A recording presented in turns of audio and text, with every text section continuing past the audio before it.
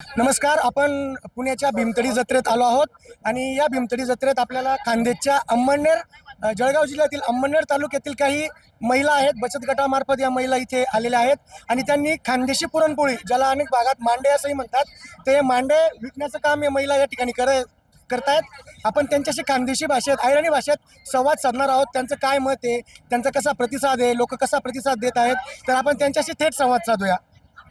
मावशी तुमचं नाव काय? मावशी तुमचं? वैशाली पाटील. वैशाली पाटील. किती वर्ष आहे तुम्हाला या हे आमचं 5 वर्ष आहे. 5 वर्ष आहे. हो. कसा प्रतिसाद आहे लोकेश ना? चांगलं आहे. आणि एक पुरणपोळी तुम्ही कितीला विकतच आहे? आम्ही काय 130 ला विकतो. 130 रुपयाला एक पुरणपोळी.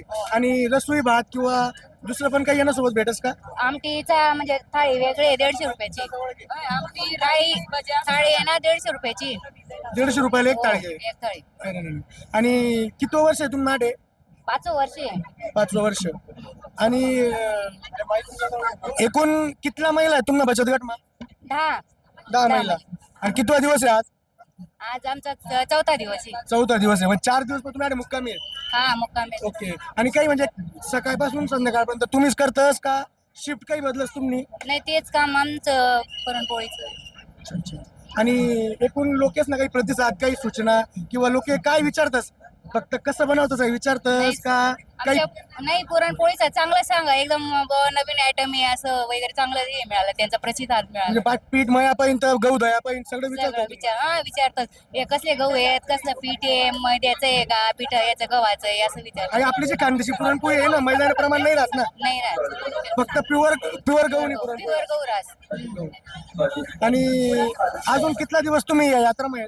आज दोन दिवस राहिले. अजून 2 दिवस बाकी आहेत. अरे तुम्ही तुम्हाला स्टॉल लावले, यानं काही असं पैसा देणार पडतस का? एंट्री फ्री आहे का काही? हो, फ्री आहे ना. फ्री आहे. ओके. तर हे खानदेशी मांडे खाण्यासाठी काही पुणेकर महिला इथं जमलेल्या आहेत.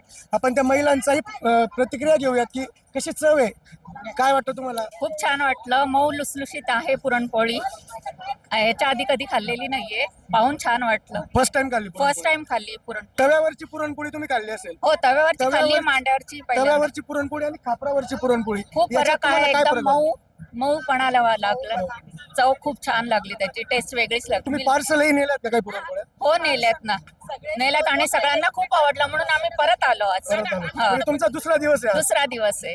ही पुरणपोळी तुम्ही 2 दिवसानंतर जरी खाल्ली. काला केला हा. तेल टाकून, तर ती सुद्धा अतिशय रुचकर लागते. खूप छान लागते आणि मऊ राहते, छान लागते. अजून तुम्ही किती पोळ्या पार्सल नेल्या मावशी? आम्ही 4 नेल्या. तुमचा काय प्रतिसाद आहे? हो, खूप छान करतात ते. आम्ही तेच पाहतोय की त्यांची काय कृती करण्याची. आम्ही पण एक महिला आहे, घरात आम्ही पण स्वयंपाक वगैरे करतो, पण याची कृती बघून एवढं वाटलं की कशा करत असतील या. तुम्हाला वाटतं का की तुम्ही ट्राय करायला पाहिजे? हो, मी म्हणलं ना, बनवणं. तुम्ही उठा, मी बसते. अच्छा, त्या मावशींना ट्राय मला आवड आहे स्वयंपाकाची. स्वयंपाकाची आवड आहे. मावशी तुमचं काय मत आहे? खूप चांगलं आहे. त्यांनी तुम्ही taste केली? पुरणपोळी taste आपल्याला केली? येणारच नाही असं करायला. ऐका ना, आम्ही आता त्यांना विचारलं, सगळी माहिती घेतली की कुठल्या पद्धतीने बनवता, म्हणजे गव्हाचं पीठ का मैदा.